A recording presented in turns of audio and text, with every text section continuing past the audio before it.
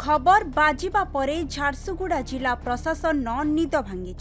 शनिवार खबर बाजिला परे झारसुगुड़ा बेहेरापाली रे बेआईन 50 एकर जगारू खुलम खुला बेधड़क 24 घंटा माटी माफिया माने लुट करथिले बोली खबर प्रसारण होइथिला। उपजिलापाल घटनार तदंत पाई निर्देश देइथिबा बेले झारसुगुड़ा तहसीलदार को तदंत कमिटीर अध्यक्ष करा जाइथिला। तदंतकारी टीम घटनास्थल रे पहुंची जांच करिबा बेले मोरम चोरी सह माफिया माने किपरि बड़ गाढ़ सृष्टि करिसंती ताहार दृश्य सामना को आसीथिला। जो कंपनी आस तार जो वर्ज्यवस्तु बाहर करुछि से वर्ज्यवस्तु केमिति परिचालना करबा कथा किंतु सर्वसाधारण ताहा जानि पारु नाहंती। तेणु सर्वसाधारण आज से पाउस रे आज सारा झारसुगुड़ा जिला खाली आज पाउस ये है। तेणु मु आपण माध्यम रे कहबाक चाहूँगी जे पाउस को जो मैनेजमेंट करबा कथा जो बाहर जो वर्ज्यवस्तु जो आकार जो बाहर ताकू केमिति मैनेज करबा कथा ताकू सार्वजनीन करबा कथा लोके जानिबा कथा जे पाउसटा कोठी पड़बा कथा लोक कहीं पाउस जो बाहर एटी फिंगने सेठी फिंगने कहीं से कहीजे से लोक शिकार आईन शिकार हे। जो खालरे पानी भर्ती होई गलानी सेही खालुआ अंचल को पोतिबाकू माफियांकर रहिछि अजब चाल। विभिन्न कल कारखानारू निर्गत पाउस को पकाई भर्ती करुछंती। ए सबु देखिबा परे कमिटी चकित हो जाइथिले।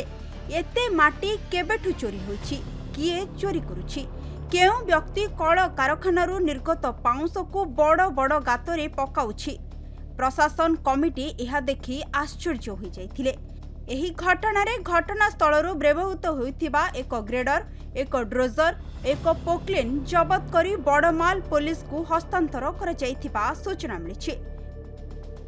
देखो आज्ञा झारसुगुड़ा पाउस मुक्त जो मैंने कहते खाली कथार कहले हम ना ताकू पाउस मुक्त किपरि कर प्लानिंग दरकार, योजना दरकार। आज झारसुगुड़ा जिले में छतु फुटला भलिया जो छोटू बड़ शिल्प सृष्टि हो गला। आज झारसुगुड़ा जिले में चाष करने माटी बंचलानी। झारसुगुड़ा जिले में जुआड़े देखिए पाउस पाउस पाउस। आज आप देखु जदि गोटे पपीता गछ होची तार फल फाले जदि कंचा थी फाले सड़ी जाऊँगी से भाया प्रत्येक खाद्य पदार्थ पनीपरिया आरंभ कर परिवेश एत दूषित है जे खाद्य पदार्थ भी उत्पादन करवाटा चाषी पक्षे घोर असंभव। एणु पाउस मुक्त करने जो मैंने नारा देते से निवेदन करी से अंततः कथार नुहे काम देखातु। घटनास्थल रे 30 रु अधिक बड़ बड़ गात खोला जाइथिबा बेले सेठारु बेधड़क माटी चोरी होइछि। माटी चोरी रे कोटी कोटी टंकार मेसिन भी लागुछि। तेबे प्रशासन तदंत बेले सर्वाधिक 2 रु 3 मास तळु एही माटी चोरी रैकेट रे एठारे सक्रिय होइथिबा अनुमान करा जाउछि। एही अंचलर जमी आगको कंपनी द्वारा अधिग्रहण हेबाकु थिबारु जमी मालिक मानकु संपृक्त जमीरु माटी बिकी गातरे पाउंस पकाई मोटा अंकर लाभ करिबार लोभ देखा जाइछि। जमी मालिकों को अल्प किछि अर्थ दे माटी माफिया एठरू बड़ बड़ गात खोली माटी चोरी करि नै जाउथिबा सूचना रहिछि।